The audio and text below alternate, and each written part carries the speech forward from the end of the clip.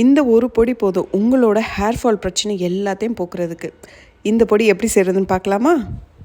1 cup கருவேப்பிலைக்கு 2 tablespoon of flax seed, அதுக்கப்புறம் 1 teaspoon of ஜீரகம், 1 டீஸ்பூன் ஆஃப் பெப்பர்.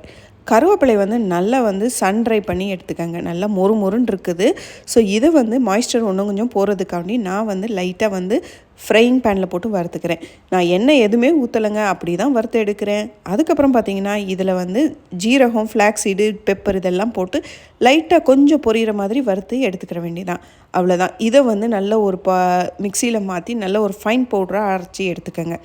இந்த ஃபைன் பவுடரை நம்ம கண்டெய்னரில் ஸ்டோர் பண்ணி வச்சுக்கலாம். கொஞ்சம் கொஞ்சம் பேட்சாக ரெடி பண்ணுங்கள், அப்போ தான் கலர் மாறாமல் இருக்கும். டெய்லி 1 டீஸ்பூன் இதை நம்ம குடிக்கிற மோரோடு கலந்து சாப்பிட்ணும். அப்படி சாப்பிட்டுட்டு வந்தால் நமக்கு 1 மாதத்துலேயே ஹேர் ஃபால் நல்லா கண்ட்ரோல் ஆகும். இதை நான் ட்ரை பண்ணிவிட்டு தான் உங்களுக்கு சொல்கிறேன். அதனால் மறக்காமல் பிடிச்சிருந்தா லைக் பண்ணுங்கள்.